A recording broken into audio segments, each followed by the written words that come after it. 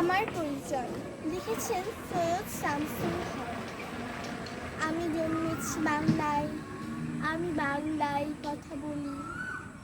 আমি বাংলার আলপথ দিয়ে হাজার বছর চলি।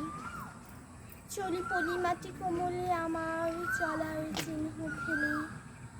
1300 তরুণী শুধায় আমাকে, কোথা থেকে তুমি এলে? আমি তো এসেছি চর্যাপদের অক্ষরগুলো থেকে।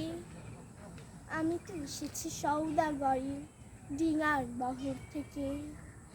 আমি তো এসেছি কৈবর্তের বিদ্রোহী গ্রাম থেকে। আমি তো এসেছি পালযুগ নামে চিত্রকলার থেকে। এসেছি বাঙালি পাহাড়পুরের বৌদ্ধ বিহার থেকে। এসেছি বাঙালি জোর বাংলার মন্দির বেদি থেকে। এসেছি বাঙালি বরেন্দ্র ভূমি সোনা মসজিদ থেকে। এসেছি বাঙালি আউল বাউল মাটির দেউল থেকে। আমি তো এসেছি সার্বভৌম বারো ভূঁইয়ার থেকে। আমি তো এসেছি কমলার দিকে মহুয়ার পালা থেকে।